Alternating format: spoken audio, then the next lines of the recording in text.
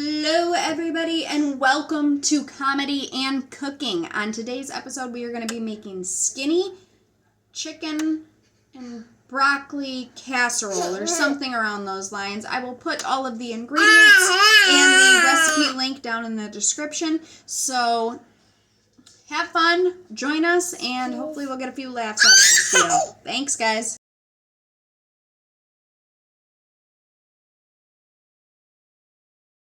Good Lord, the onion is potent. Whew. Oh. Woo, baby. My goodness. Can anyone tell me why every time I go to cook dinner, everybody has a fucking conniption? It falls apart. The entire operation. The whole gosh darn thing just crumbles. I don't understand it. Is it because there's food involved? Anybody have... Why are you pushing me? Alright, cube the chicken. Cube chicken. I feel like I need to wipe my face, but I don't dare do it because I don't want to touch my eyes. It's a double-edged sword. Oh. So, let's have a little bit of comedy, shall we? So let's just talk about Uhaul trucks. Anybody can rent a Uhaul, right? Do you have to have a special license? I feel like for some trucks you probably have to have a special license. But, for the most part, anybody can walk into Uhaul, say I want a truck, and they're just like, oh yeah, this sounds like a great idea. Let's just let you drive our vehicle. I don't know about you guys, but I don't like anybody driving my vehicle. First of all, they mess my seat all up. Second of all, then I gotta readjust my mirrors, and I can never figure out exactly where that spot was, and it's just, it bugs me. It really bothers me. So, I don't like anybody driving my vehicle. So then, you get moving involved in this, and let's just be real. I don't know about you when you move, but when I move, tends to be like a hurricane just comes through. Everything just gets, you start off so organized, labeling the boxes, putting everything where it belongs, stacking it nicely, wrapping everything, and then by the end of it, you're like, yeah, this trash bag looks good, and you just throw everything in there and call it a day. I mean, that's what I do. And then when I get to said place I'm moving to, I'm upset because I can't find anything and my stuff's broken. And anyways. And then I always end up breaking something, hitting something, whatever, as I'm moving this stuff. I remember when we moved in here, we moved some stuff out of the apartment in Wyatt's dad's truck, and I happened to hit the side of the truck with one of my candlesticks and scratched it all down the side. So clearly, there's just a lot of factors that go into moving.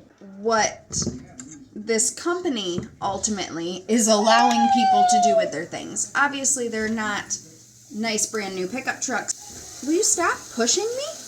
They're usually enclosed trailers of some sort, so you can load your stuff in it and move it in any weather and that sort of stuff. So, great idea for the people who don't own trucks, for the people who don't have people to help them. If you're going cross-country, things of that nature. Great idea, in theory. You walk in, any Joe Schmo off the street and say, here's my driver's license. I'm moving. Give me a vehicle. And these doofuses on the other side are like, yeah, great idea. Here you go. Here are the keys. How many days do you want it for? Oh, trying not to touch my eyes. Oh. But yeah, so these brainiacs over here are like, yeah, great idea. Here are the keys. Take it and go. Bring it back when you're done. Not for me, my friend. Would rather stick a hot butter knife in my eye. But, I mean, again, the idea is fantastic. Until you rationalize how many morons are out in the world. I can just imagine how many people who rent these do unheard of things to these vehicles to begin with. Take a step back and think of all of the things that can happen in these vehicles in the world that we live in today.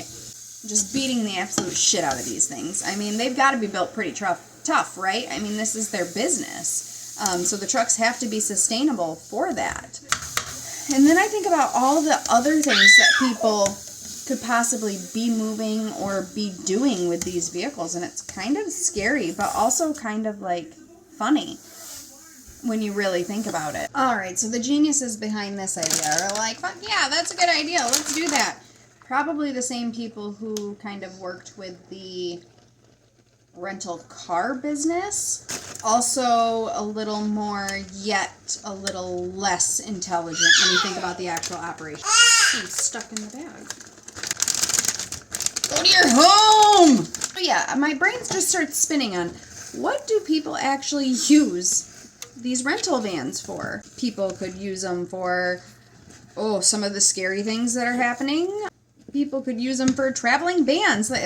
Load up the guys and let's go. We got the Uhaul, pal. What are all these people doing with these U-Hauls constantly? Like, all I can think of is, what is that movie? Is it Home Alone? That has, like, the polka band sitting in the back of this travel truck. And they're just in there playing their music, driving down the road. Or, like, back in the 70s, the hitchhikers and the hippie vans, like, are they doing that sort of stuff with these U-Hauls now? Is that what they're...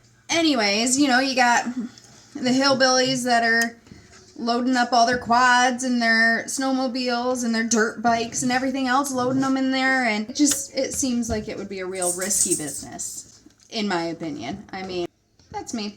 I mean, they're probably making a lot of money off it and doing better than I am, so kudos to you guys.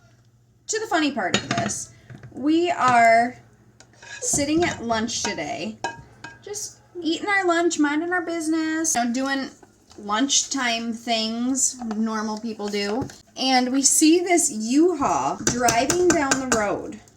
No big thing. People rent and drive U-Hauls all the time. It's nothing unusual. But then we notice there's something particularly strange about this one.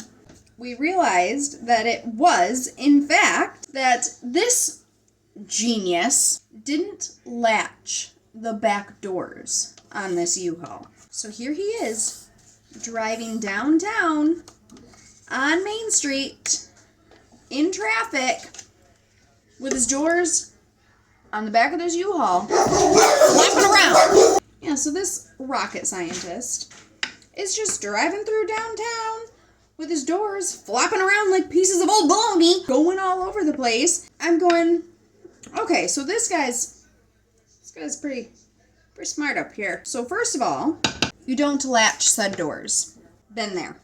Done that. I mean, let's just be real. We've all done dumb shit. More than I care to admit. We'll just throw that out there. We've all done this just obnoxious brain fart shit.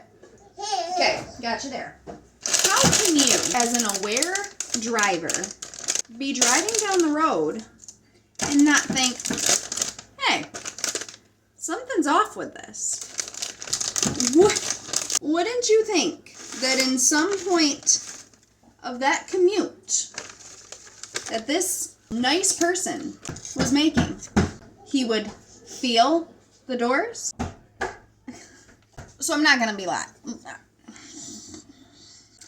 lie. I've never drove a U-Haul, so I don't know how they feel. I don't know how they handle. I don't really know. I'm not gonna lie to you and pretend that I do. But I have drove livestock trailers and stuff. And when something is not latched correctly with these larger pieces of equipment, you notice. You feel it while you're driving. So I would imagine that a U-Haul would be very similar to this.